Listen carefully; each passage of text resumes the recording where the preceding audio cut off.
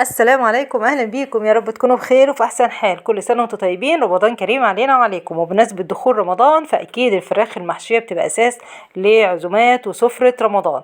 النهارده هنعملها مع بعض بطريقه اسهل من السهوله وناجحه جدا جدا، هتديكي تجربه جميله. حتى لو الفرخه بتاعتك مقطوعه زي ما احنا شايفين هنحشيها برضو. معايا الفرختين بتوعي متبلين، ايا كانت التتبيله بتاعتك استخدميها، وهسيب لك التتبيله بتاعتي في صندوق الوصف وفي تعليق كمان مثبت. هجهز 4 بصلات كبار، هفرمهم في الكبة بتاعتي، ولا ناعمين قوي ولا خشنين قوي، عايزة فرم وسط كده. اكون مجهزة الطاسة بتاعتي انزل فيها البصل، واكون مجهزة الفرختين دول بياخدوا حوالي ربع كيلو من الرز او 300 جرام بالظبط، عشان انا بحشيهم جامد. بس اهم حاجة الرز بتاعي يكون مغسول ومنقوع اقل نص ساعة. احط عليهم بقى الملح بتاعي، اي زي الملح بتاعك زي ما انت عايزة. كمان احط عليهم معلقة كبيرة من الفلفل الاسمر، كمان هحط عليهم معلقة كبيرة من البابريكا، بس يفضل تكون بابريكا مدخنة. البابريكا المدخنة طعمها بيفرق في الحشو ده جدا جدا، بتدي للحشو تست عالي قوي. هقلبهم كلهم مع بعض كده عشان يندمج الرز والبهارات والبصل. واكون مجهزة بقى السمنة بتاعتي، هحط حوالي معلقتين كبار من السمنة. انا بصراحة بحط 3 معالق، لان السمنة بتفرق قوي قوي في تسوية الرز ده، بتخليه هايل جدا. 3 معالق حلوين كده من السمنة اللي بقت ب120 جنيه دي. يا الله. بعد كده بقى هقلبهم مع بعض كويس جدا، ونرفعهم على النار. قبل ما ارفعهم على النار احط ربع كوبايه من الميه، ما تزوديش ميه تاني خالص. رفعيها على النار وتروحي على النار، تفضلي تقلبي تقلبي تقلبي لحد الرز بتاعك ما يوصل للمرحله دي. اوعي تبطلي تقليب، ما انا مش عايزه اغطيه واسويه زي الرز العادي. هيوصل لمرحله ايه، 3/4 سوا، اللي هو ادوق شويه الرز كده وبص الاقيه فاضل له سيكه كده ويستوى. السيكه دي بقى هتكمل تسويتها في الفراخ بتاعتنا. تمام. يلا بقى نحشي الفرخة. قبل ما نحشي الفراخ بتاعتنا نسيت اقول لكم كمان، الفرخة تكون متبلة على بيات، بيفرق جدا في التسوية. بعد كده هبدأ بقى اخلي الفرخة اخلي بين الجلد واللحم بنفس الشكل كده، اوسع بين الجلد واللحم، اعمل كده جراب واسع كده، عشان انا هخلي الفرخة بتاعتي دي دلوقتي قنبلة مش فرخة. وابدأ ان انا احشي، ادخل الرز بتاعي جوه كده بين الورك زي ما انتم شايفين. خلي بالكم انا بحدف في الظهر بتاع الفرخه، لان انا مفرغه الظهر كمان. بصوا انا بحرك الرز لورا ازاي، الظهر ده كله هيبقى محشي رز. حتى لو لفيتي كمان الظهر بتاع الورك هتلاقيه تقدري كمان ان انت تحدفي الرز فيه يبقى محشي. وبحشي الفرخه بتاعتي عادي خالص زي الحشو بتاعي بين الجلد واللحم، وارمي في الظهر. وهنحشي كمان القلب بتاع الفرخه. بالنسبه لوزن الفرخه بتاعتنا، الفراخ اللي هنحشيها دي تبقى من 1.5 كيلو ل2 كيلو. انا الفرخة بتاعتي 2 كيلو الا ربع. الكيلو ونص هتبقى جميلة برضو، وزي دي هتبقى شكلها يتحول وهيتغير نهائيا بعد ما تتحشى. بصوا ما بتبقاش فرخة، يعني بتبقى ايه، قنبلة كده قدامك وهايلة ورهيبة بجد والله. بتبقى يعني حاجة ايه، روعة. حشيت القلب بتاع الفرخة، وابدأ ان انا اكتف رجل الفرخة بنفس الشكل كده.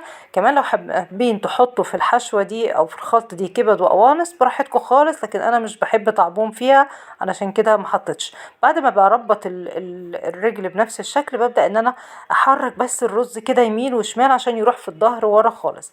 الفرخة بتاعت التانية شايفين مقطوعة ازاي، برضو هنحشيها بنفس الشكل. طبعا لو هنسلقها او لو انت دي قدامك خلاص وهتحشيها وهتسلقيها هتبقى بالنسبه لك مشكله، لان اكيد اكيد هتفرقع في التسويه. التسويه بتاعتنا النهارده ما تقلقيش منها خالص. انا هدخل برضو الحشو بتاعي لورا اهوت بالراحه، وهحافظ بس على الفتحه القطع اللي في الجلد ده ما يزيدش، بس اهم حاجه عندي ان هو ما يزيدش. وهبدأ ان انا اكمل حشوتها عادي خالص زي الفرخة التانية، ونقفلها زي الفرخة التانية. خلصت الفراخ بتاعتنا، نيجي بقى للتسوية. التسوية بتاعتنا احنا النهاردة هنشوي الفراخ مش هنسلقها. مهم جدا قبل ما ادخل الفراخ الفرن يكون الفرن بتاعي شغال على الاقل ربع ساعة قبل ما الفراخ تدخل. هجهز معايا دلوقتي صاج يكون شايفين فرخة قنبلة مش فرخة.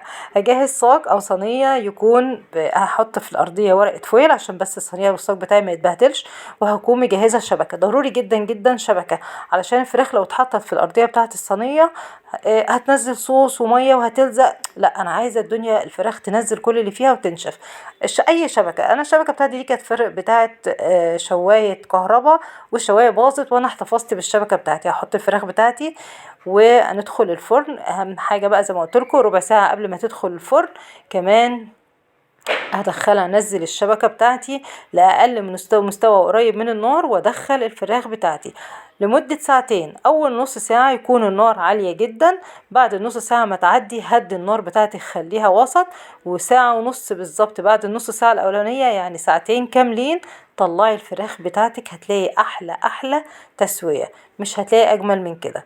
هنا بقى انا قبل ما ادخلها الفرن كان باقي معايا كده شويه من التتبيله بتاعتها، هرشهم كلهم عليها خساره، مش هيترموا يعني، هما برضه هياخدوا ويدوا معاها كده وهي بتستوي. كمان بنزل كده في قلب بوصل الرز بتاعي اللي باين ده كده بوصل له التتبيله بتاعتي، وهحط باقي التتبيله كله. طبعا زي ما قلت لكم الفرن شغال، هندخل الفراخ بتاعتنا ونشوف دلوقتي بعد ساعتين الفراخ هتطلع عامله ازاي. اتمنى بس قبل بقى كده ما الفيديو ينتهي، لو الفيديو عجبك ما تنسيش تضغطي اللايك وتعملي شير وتشاركي الفيديو لكل اصحابك، كلنا هنستفيد وان شاء الله كلكم كده طريقة الفراخ بتاعتنا تعجبكم. يلا بقى نروح على الفرن كده وندخل الفراخ بتاعتنا ونستنى ساعتين ونشوف الدنيا هيكون فيها ايه. بعد ساعتين ادي الفراخ بتاعتنا، حاجة مش قادرة اوصف لكم. بصوا كاملة متكاملة، ولا حاجة اتفتحت ولا حاجة اتقطعت ولا اي حاجة. انا ما حركتهاش نهائي، انا بدخلها الفرن ولا بقلب ولا اي حاجة، وزي ما انتم شايفين نزلت كل الصوص بتاعها وكل حاجة فيها. بصوا بقى قنبلة مش فرخة. بصوا الظهر، بصوا الوش، روعة، ولا قلبتها ولا جيت جنبها، هي خدت وش فوق وتحت. عايزه اقول لكم ان انا ما بشغلش الشوايه، انا بشغل الفرن من تحت بس ما بشغلش عليها الشوايه نهائي. روعه في منتهى الجمال، وريحه تجنن، تتبيله روعه، تسويه هايله في منتهى الجمال. طبعا ده بس الجناح كان لزق كده في الشبكه. عايزه اقول لكم الجناح بس بصوا انا لازم كده ايه اخطف كده ادوق الطعم. طبعا من احلى واجمل القطع بتبقى في الفراخ هي الجناح، روعه بجد. انا كنت مبهوره بجمالها. انا عايزه بس افتح لكم فتحه صغيره كده، هي سخنه مولعه بجد، انا مش يعني هنا انا ما كنتش قادره امسكها خالص، بس طبعا كنت حابه ان انا اوريكم شكلها فوق وتحت وعامله ازاي، واخده لون واحد وتسويه هايله. انا عايزه بس افتح لكم الجزء كده علشان تشوفوا التسويه وتشوفوا كمان شكل الرز من جوه عامل ازاي. الفراخ دي تقريبا انا لما بعملها ببقى بجد كل حاجه بعملها جنب الفراخ دي ما بتتاكلش، هي الفراخ بالحشو اللي فيها بس. بصوا روعه. ان شاء الله الفيديو يعجبكم، جربوه، وكمان لو كان عجبكم بقى دلوقتي ما تستخسريش في اللايك والكومنت الجميل، ولو جربتيها اتمنى ان انتوا تقولوا لي رايكم فيها. ان شاء الله تعجبكم، وان شاء الله تعتمدوا الطريقه دي والتسويه دي طول رمضان وعلى طول. بصوا هنا بقى لازم وانتي بتحطي كده تدوقي الرز هايل ملوش حل. يلا اشوفكم على خير ان شاء الله في وصفات تانية كتير. باي باي.